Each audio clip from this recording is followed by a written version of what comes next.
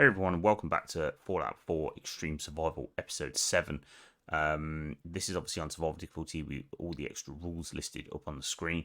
In the previous episode, we went to ArcJet Systems with Paladin Dance and recovered the deep range transmitter and got ourselves a load of fusion cell ammo along with the Rochester Authority, which is now going to become our weapon of choice. In this episode, guys, unfortunately, there's no game audio because my audio files got corrupted during the recording process for some reason. Well, I wouldn't say they got corrupted. My recording software ran an update, and for some reason, no game audio was recorded, and my live commentary that was recorded had a really bad echo, so I felt it was unusable. So I'm doing some dubbed commentary over the top. And yeah, so this episode is going to be obviously a little bit different because there's no game audio attached to it. So you're just going to have to bear with me, but all will be back to normal with the next episode. So on the way back to Hangman's Alley here, I stopped off on the bridge because I decided I'm going to do some rad away because I've currently got about a fifth of my health meter taken up with rads. And I feel as though, we're starting to enter some sort of dangerous quests now, and I need sort of all the health I can get. Obviously, taking rad away makes us hungry, but we have plenty of food. But the further sort of challenge that we're now going to face is it's going to give us suppressed immunity, which is going to increase our chances of getting sick.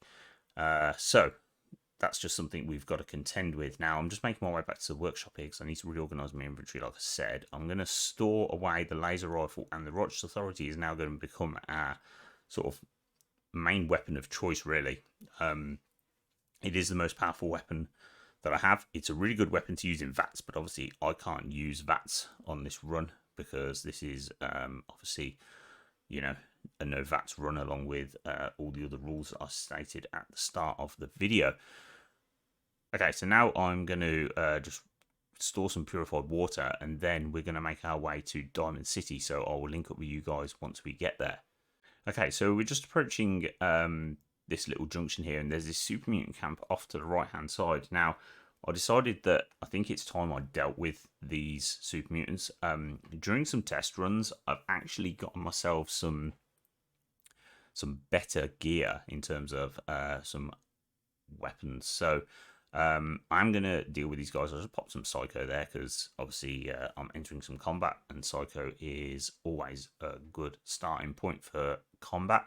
So so I'm going to whack a Molotov in there, I think. Or, oh no, I'm going to wait for these doggos to come and ambush me. Here they come. So I'm going to pop some jet and deal with these doggos. We've just leveled up, which was nice. And this fight's actually quite a challenge. These are obviously super mutants that I'm contending with from a very long distance away, so I'm not able to get sort of decent shots on them. And I actually expel quite a bit of ammo dealing with these guys. And this stray Molotov coming in here, well, it's not really stray. It's a well placed Molotov. Here it is, and it nails me a good and takes down sort of 3/4 of my health bar there and cripples 2 of my limbs. So that was a close one. So we retreat back a little bit further here, and we've obviously got this super mutant skirmisher up on the roof that we're trying to deal with. So we're just sort of taking pot shots as and when I can, whilst trying to remain in a bit of cover. But as you can see, I'm hitting him, and he's only losing a tiny little bit of his health bar. So it's actually taking quite some time to take him out. But I'm remaining in caution, so I'm able to get sneak attacks on him because I'm not in danger. So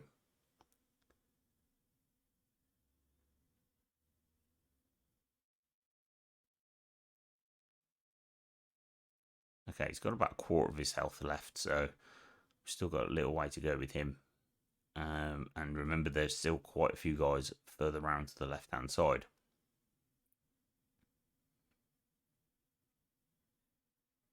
And there we go, he's dead. And here I noticed that I've picked up an infection. Now, infection is obviously panic stations in survival mode, because infection will kill you if left untreated and you don't heal from the loss of health.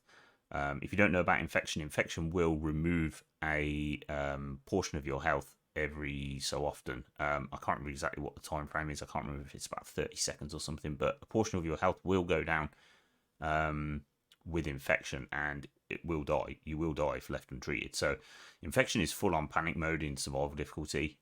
There's only two diseases for me that I feel as though are real panic moments, and that's weakness and infection. So weakness just means you take 20% more damage.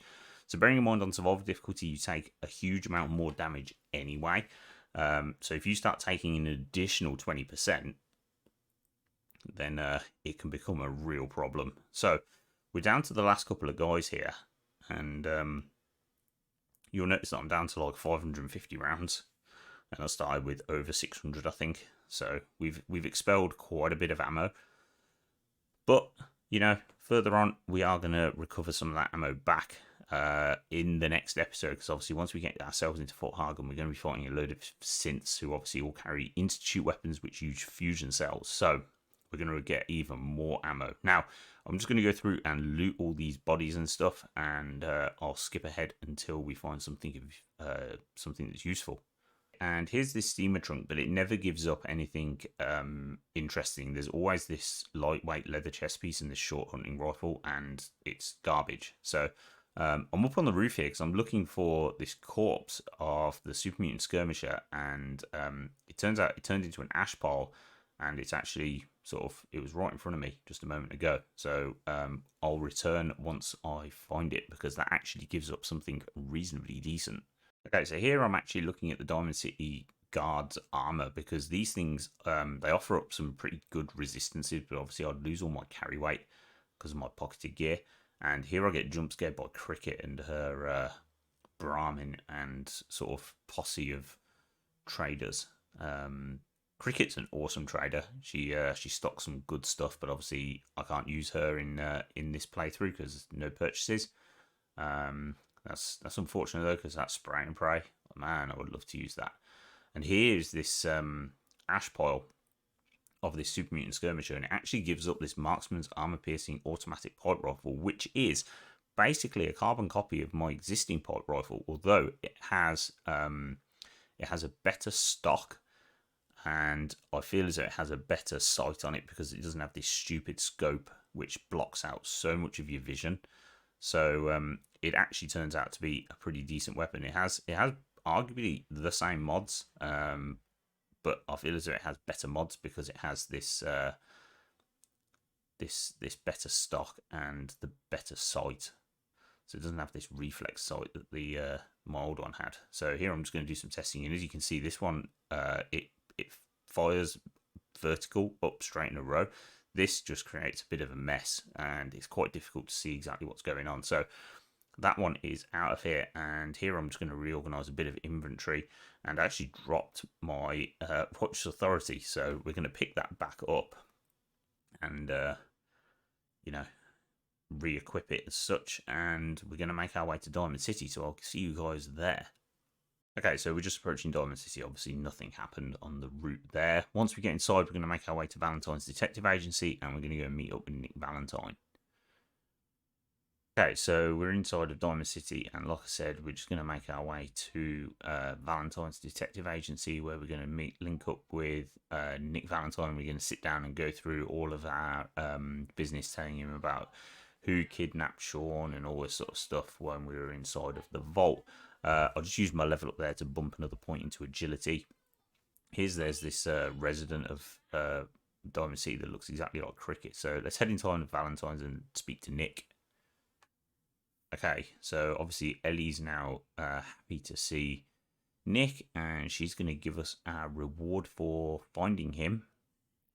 Because obviously this is the first time we've been back since we rescued Nick from Vault 114. Okay, so Ellie's now going to offer us our reward, and then we're going to sit down and have a chat with Nick. I'm going to skip that dialogue because all it is just me telling Nick a little bit about the kidnapper and all that sort of stuff when Sean was taken. So yeah, like I said, I'll skip ahead. Okay, so here's where we're talking about the house in the abandoned West Stand, which was Kellogg's house. So me and Nick are now going to take a walk over there and go and see if we can get inside to start tracking down some clues of where Kellogg might be. So we're going to leave, obviously, Valentine's Detective Agency, and we're going to head over to the house. Okay, so I'm just equipping the quest Getting a Clue, which is going to obviously take us to Kellogg's old house. And we're going to try and break in and start tracking him down. So obviously this is a master locked door, so I can't pick it. And even though Nick is a master of sort of picking and hacking and what have you, he can't pick the lock either. So subsequently, we're going to have to find the key, and the key is actually in the mayor's office, and we're going to make our way up there real soon. And I'm just keeping a lookout here while Nick attempts to pick this lock, and he's obviously going to fail. And then he's going to send us in search of the key. So that platform there is where we need to go, and it will take us up to the mayor's office, where we're going to go and speak to the mayor's personal assistant, and we are going to get the key from her. So you can bribe her, I think. Yeah, you can bribe her, because that's what actually we do. Bribe her for 250 caps, or you can pass a speech check to get her to give you the key, but my charisma is not high enough, so here I check if I've got enough bottle caps, and I do. I have 1,352. That's from basically like quests and stuff that I've completed that people have given me rewards for. They're not caps that I've been picking up purposefully. So if you are playing along, guys, make sure you have some caps at this point, or you have high enough charisma to be able to pass this speech check. We just need to wait for Piper to finish her dialogue here, because Piper's always just causing trouble. Everywhere she goes, she just seems to want to cause trouble. So we need to wait for her to finish her dialogue, and then we can talk to Geneva, the PA, and get her to give up this key. Okay, so now we're going to open our dialogue with Geneva, the mayor's personal assistant, and we're going to get her to give up the key. So we're going to ask her about Kellogg's house, and she's going to tell us, obviously, that it's the abandoned house in the old West End, and they've locked it up, and that if we want the key, we should talk to the mayor. And this is where we're going to get our opportunity to bribe her. It's going to cost us 250 caps, like I said, but it's the easiest way for us to get that key from her. So there we go. She's taken 250 caps. We've got the key. Now, coming down this lift, in testing, I've actually encountered Malcolm Latimer, who is Nelson Latimer's dad, who Nelson we killed during the drugs bust in Diamond City Blues. Now, this is who I'm looking for, because Malcolm actually will turn hostile to us, because obviously he wants to know what's happened to his son, and he knows that we're involved. But luckily for me, in the live run, when I'm recording, he's not here. But multiple times during test runs, he's actually been here and caused me, like I said, quite a bit of grief. So we're just going to make our way back now to Nick Valentine, to Kellogg's old house. We're going to use that key to get inside. Okay, so we're inside of Kellogg's house, and there's absolutely nothing of interest for us here except for the button under the desk, which is going to open up this hatch into Kellogg's little hideaway. Now, there are some goodies in here for us. There's a couple of quantums, there's 3 Nuka cherries, and there's a bit of food and a few ammo boxes. So I'm just going to do a little bit of looting, and I'll pick up with you guys in just a second. It's a nice find there for somebody running a power armor build with 4 fusion cores. So I'm just going to take this purified water as well, and we're going to take these stim packs, take those iguana bits, and then we're going to loot this San Francisco Sunlight, which is the first clue. And obviously there's various other clues on the desk there. There's the 44 caliber bullet and the beer. So this is where Nick comes up with the bright idea of getting dog meat to help me track down Kellogg. So he's now going to call for him. and Dogmeat will be waiting outside for us. So let's head on outside and link up with Dogmeat. Okay, so here's Dogmeat, and Nick will be here in just a moment. Nick will talk to Dogmeat first and tell him sort of what the deal is, and then we'll show Dogmeat the cigar, and Dogmeat will then start tracking Kellogg for us. Okay, so now Nick's just offered to become our companion. Obviously, I'm not allowed to have companions in this run, but what I am going to do is I am going to recruit Nick as my companion, and I'm going to immediately dismiss him and send him to Hangman's Alley, just so I know where he is. I always dismiss companions and send them to Hangman's Alley. Hangman's Alley is always my main settlement during survival playthroughs because it's really central in the map and it's just an all-round good settlement. Close to Diamond City, and I feel as though it's the best settlement in the game. So there we go. So I'm going to dismiss Nick, send him to Hangman's Alley, and now we're going to start our adventure with Dogmeat. So we're going to complete the quest, getting a clue right now, which is going to give us a load of XP, and it's also going to kick off the reunions quest, which is obviously going to take us with Dogmeat to track down Kellogg. So I'm now making my way out of Diamond City, and we're going to start our journey west with Dogmeat. So I'll pick up with you guys outside of Diamond City. Okay, so we're outside of Diamond City. I'm just going to make sure that the quest is active, reunions, and our objective is to just follow Dogmeat. But I know where we're going, so I'm going to take pretty much the full lead on this. We're just making our way sort of southwest here outside of Diamond City up this hill. Now, in a second, you'll notice that I nearly get ambushed by two Red Skull Deathclaws. And these two guys are actually having a fight with each other, but they come really close to detecting me, and I'm very wary of I'm very wary of them sort of getting me basically. So I'm trying to stay sort of undetected and hidden away as I possibly can, but I'm really anxious about them getting me, because obviously if two Red Skull Deathclaws get me, game over. There's no way I'm killing two Red Skull Deathclaws. Absolutely no way at all. So we've just picked up a new clue there, and we're going to carry on. And here I actually think that they've detected me, because the whole screen shakes and everything, as if they've sort of spotted me. There, look, and this is where they actually start attacking each other. And I'm just thinking, oh my god, please don't come anywhere near me, because like I said, game over if they get me.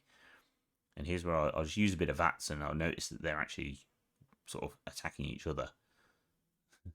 But I'll leave them to their little fight, because I don't want to get involved in that. So we're just following these train tracks, and I'm looking out for the little marker here, those bones, and there is going to be some mole rats that are going to spawn right here. They always spawn around the same place. So if you're playing along, be on the lookout for them. So here I'm just using my new pipe rifle. I'm just trying to take out these guys as efficiently as I can. I do end up using a bit of jet, because they do prove to be a little bit problematic.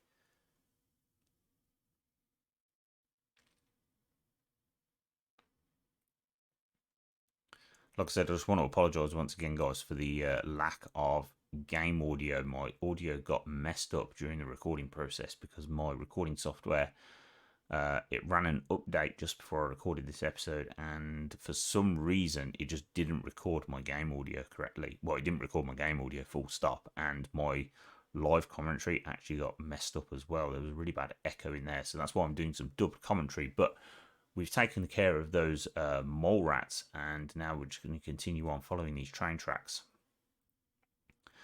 And we're going to go off to the right hand side in a second and down under this sort of freeway area. And we're going to go and get some more clues.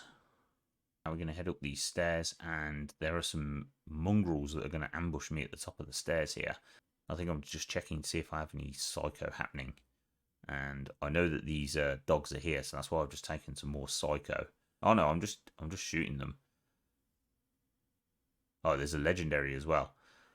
So here's where I'm sort of panicking a little bit because I'm thinking, uh-oh, I'm shooting this legendary and his health is not really going down very much. So I'm going to take some more jet, and we nailed him. We nailed him. And he actually gave up something that at the time I was quite sort of pleased about. I looked at it and I thought, oh, a powered leather chest piece, increased AP refresh. But then I realised that the damage resistance on it was pretty poor. And also, my current piece that I have, not only is it pocketed and has better damage resistance, it also has, because it's lightweight, it actually has more action points. So I worked out that the piece that I had currently, the lightweight treated leather chest piece, was actually better. But I don't realise it sort of immediately. I'm just keeping hold of it for now, but I do drop it later on.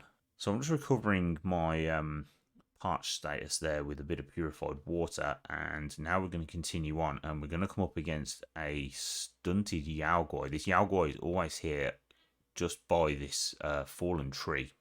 I'm just pointing that out there with my gun. So the Yaogoi is always there.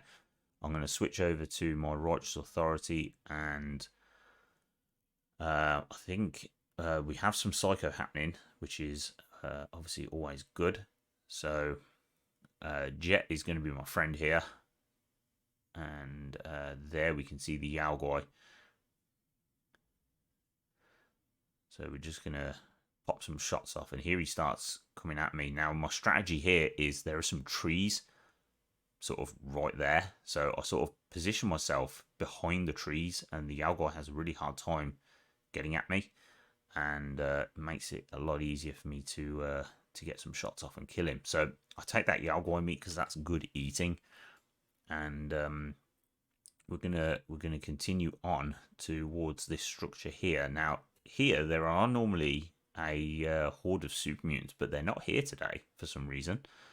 All through testing, I'll run about 3 or 4 test runs before I actually come to record each of these episodes, because I am trying to do this as a permadeath run as well, guys. So I'm trying to do this without dying.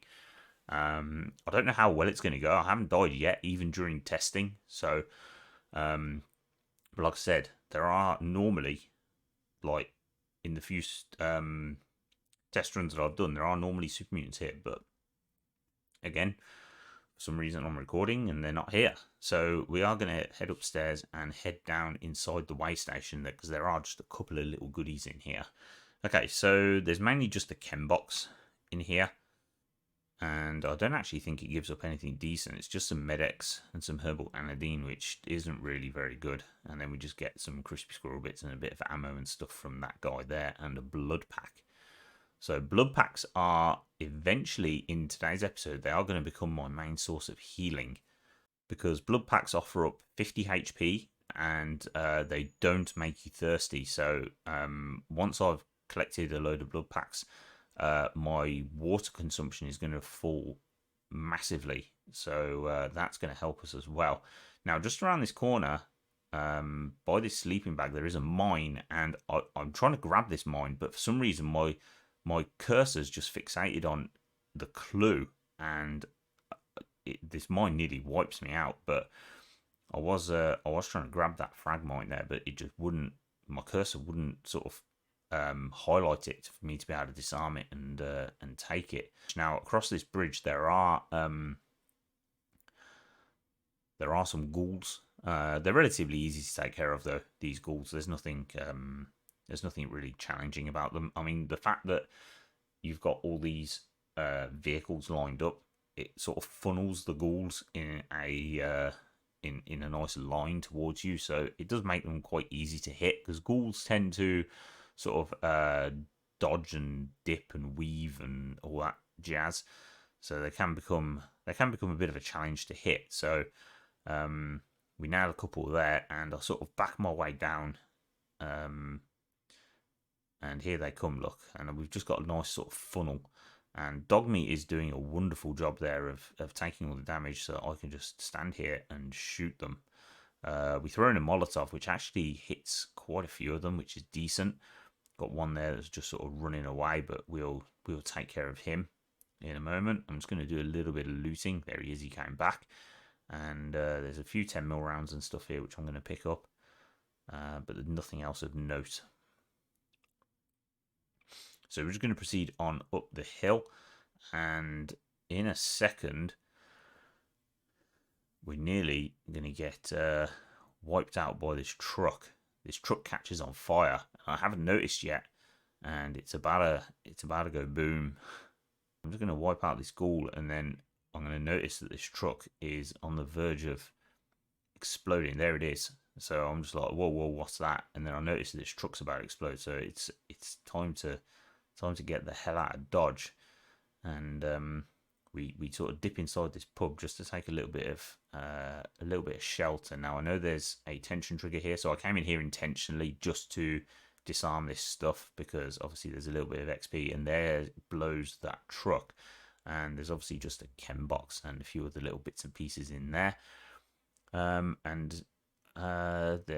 head up onto the upper floor where there is another cooler and some stuff, but nothing really interesting up there.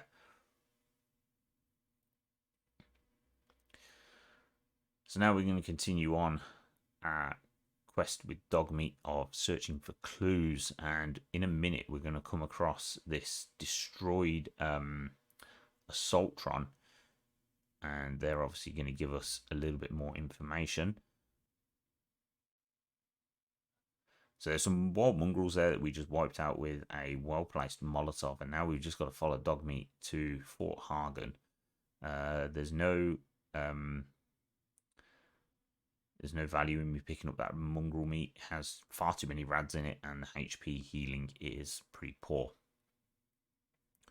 So now we've just got the last little leg of this journey to follow Dogmeat up into Fort Hagen, and yeah, I'll pick up with you guys once we get there.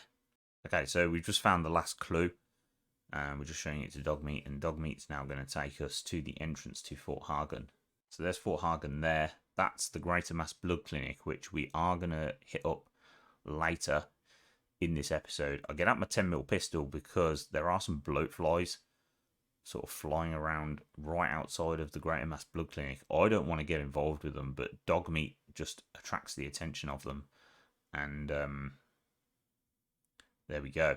So now we need to... I just took some jet there just so I can wipe out these couple of bloat flies. They turned out to be really pretty easy to sort of take care of, but you know, bloat flies and their poison damage and stuff is pretty bad, so you don't want to get entangled up in a fight with some bloat flies. Now we're just making our way over towards the entrance to Fort Hagen. This little hut here has sometimes a load of super mutants in it, so I'm just trying to sort of bypass that and avoid it really. So here is our entrance to Fort Hagen, and now we're going to basically dismiss Dogmeat, and we're going to send him back to Hangman's Alley. And now my objective has changed to find a way into Fort Hagen. So here I'm dismissing Dogmeat because I don't need Dogmeat anymore. He can't obviously come with me. This is no companions allowed on this run. So Dogmeat's now going to make his way back to Hangman's Alley. And what I'm going to do now is I'm actually going to head down into the basement in search of a bed. I know there is a good bed in the basement of Fort Hagen before we actually head inside. So I am actually looking to save the game, but I find it difficult to be able to sleep because the turrets that are on the top of Fort Hagen on the roof are actually detecting me. That's why I'm in caution. And so I'm not allowed to actually sleep. So you'll notice that I make a number of trips back and forth from this bed to wipe out a couple of turrets, and then I'll come back here to try and sleep, and I have to keep going back and forth wiping out turrets each time because it just won't let me sleep in this bed. So I'm probably going to speed this up just so you can see exactly what's going on. Yeah, so even though I'm hidden, it's not letting me sleep in this bed.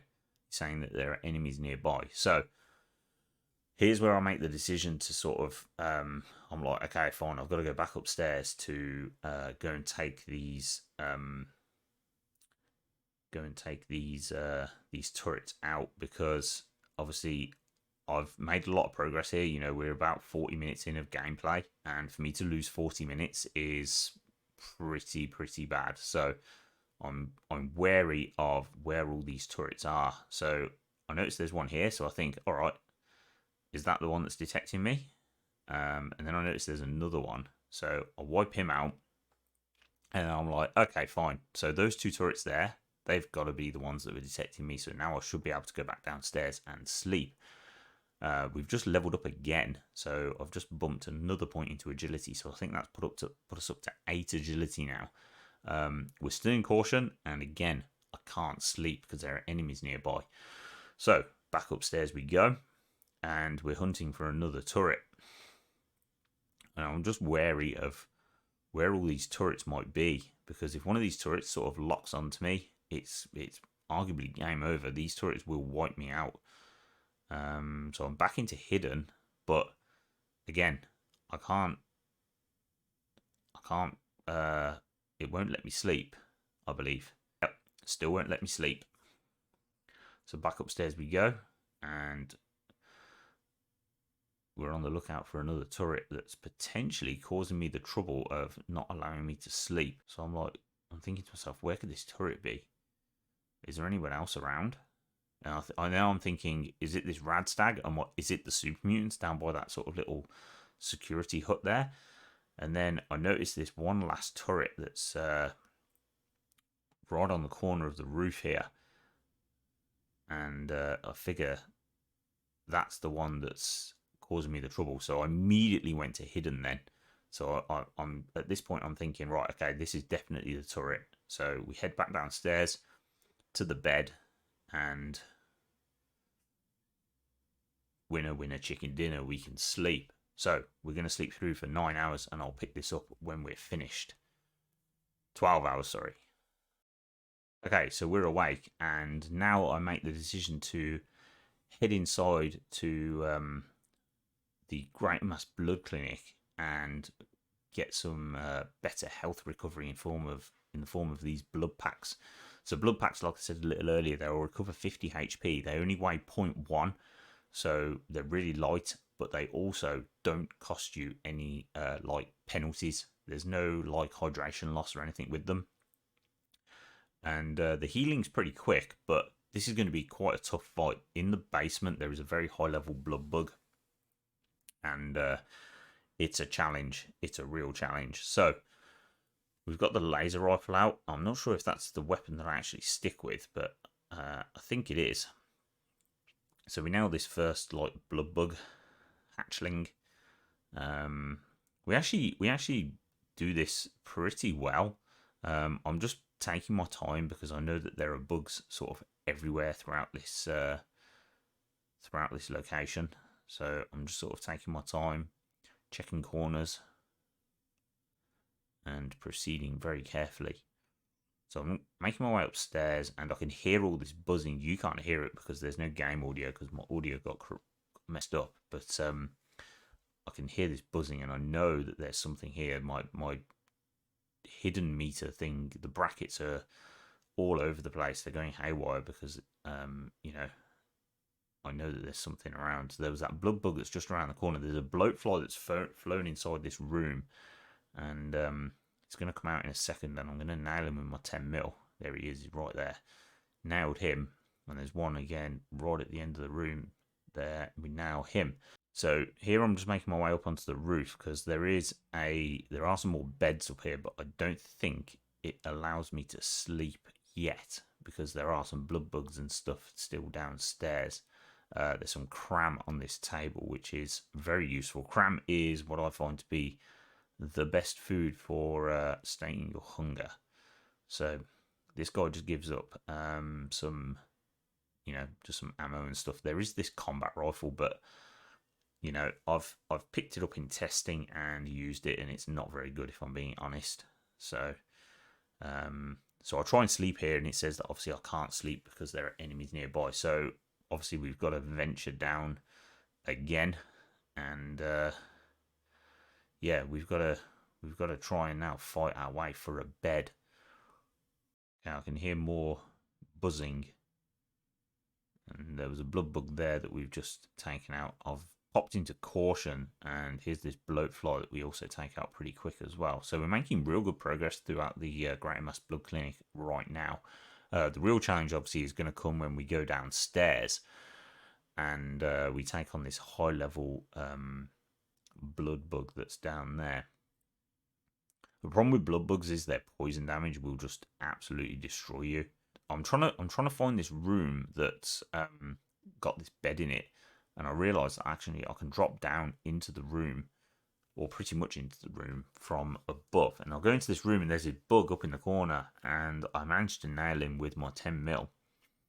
And then this computer terminal here actually gives us up the password for that room upstairs. But I'm more interested in getting some sleep first. So we're going to manage to sleep in this bed, and then we're going to pick it up in a minute.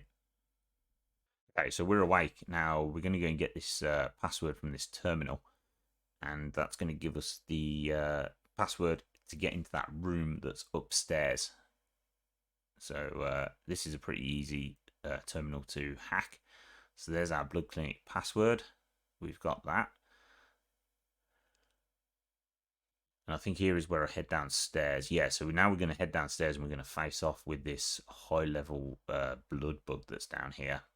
I'm just checking if I have Psycho. I don't, because I have the addiction happening. So I'm just going to reorganize my inventory somewhat and drop off the junk. And we're going to equip the... So here's where I'll drop that powered leather chest piece, because I realised that it's actually a piece of garbage and I don't need it. Drop all this junk off as well, because I don't need any of that. And we're going to get out the Righteous Authority, and we're going to take some Psycho. We're going to take some Psycho. I'm just checking if I have Psycho again, and I don't. It's Psycho Addiction. And now we're going to face off with this Bloodbug.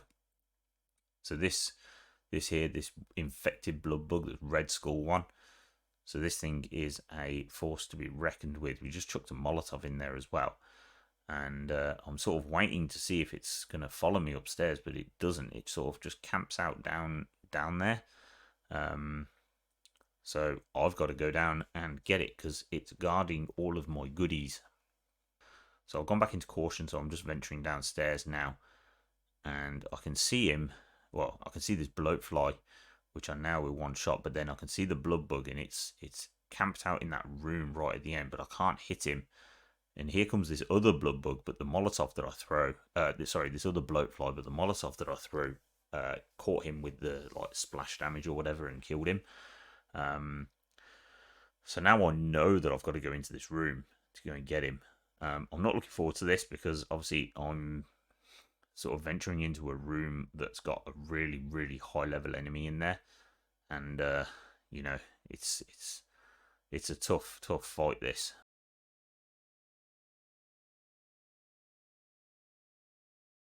So I think I retreat, reload, and then I'm going to pop some more jet and head back in.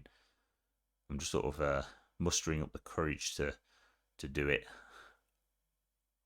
I think I'm waiting to go back into Caution, actually. Yeah, we're waiting to go into Caution. Danger's fading quite quickly. Even though the bug is right in the next room, danger's fading pretty quickly.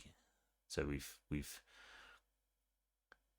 Oh, I'll do this without taking any more jet as well. Oh no, I'd take some jet there. Because I realised that he nailed me quite good. Took down sort of half my health and crippled me. So I've just picked up fatigue as well. But fatigue is an illness that you can live with. So these enemies, unfortunately, they aren't going to give us anything worth taking. There's another Blood Clinic key there, but we don't need that. We're going to take these couple of bottles and this Nuka-Cola, and there's a couple more bottles in the bin. Oh no, there isn't a couple of bottles in the bin. I'm thinking of another location. So yeah, so we're going to head inside, and we're going to get our haul of blood packs. There's a bit of Med-X, I think, behind the... Was there some Med-X behind the door? I can't remember. So we normally come out of this whole area with about 35 blood packs. So we actually get a pretty sweet haul from it, all in all. This chem box I think gave up some really good loot. It had some really good stuff in it, as we'll see in just a second. It's loaded with stuff. 5 buff out, 4 jet, 2 psycho. That's a crazy haul from a chem box. I've never seen a chem stash like that. So there's a couple more blood packs in this fridge and a buff out in that one, and then one lonely little blood pack left in that fridge. So here's where I check my quantity, and I think we're at 28. Yeah, 28 blood packs, which isn't bad. This chest actually gave me a pretty sweet 10 mil as well. So this is an auto 10 mil. I've been after a better 10 mil for quite some time. The only real downside to this 10 mil is that it just has a quick eject mag. It doesn't have... I would prefer to have like a larger magazine because it's auto. 12 bullets in the clip don't last very long. But I'm just comparing it to my current pistol, and this is the auto, and as you can see, like it's really nice. It holds nice and steady, and yeah, I'm eventually going to ditch my my old one. Right, so I'm just going to now make my way back upstairs, and we're going to go and hack that that door. I've actually gone the wrong way. We're going to hack that door to get into that other room where we're going to manage to get ourselves a few more blood packs from, along with a couple of other items, and then we're going to head up onto the roof to make a save. So we picked up this issue of Massachusetts Surgical Journal, which gives us the perk of inflicting 2% more limb damage, which is always good to have. This just terminal just opens the safe, but we've obviously already done that, so we've got the key, so we don't need to worry about that. So there's where I check, and we've got 35 blood packs, which is a great haul. This place will respawn as well, so when you come back here, if the blue door is closed, leading down to where all those blood packs were, then that means that the place has respawned. So that's going to do it for this episode, guys. I want to thank you all for watching, and if you guys are enjoying this series, make sure you hit the like button and subscribe to the channel for more stuff just like this. And yeah, in the next episode, we're going to be venturing deep inside Fort Hagen and tracking down Kellogg and ultimately coming face to face with him. And yeah, all that coming up in the next episode. So I want to thank you guys all for watching, and I'll catch you all next time. Take care, everyone. Bye bye.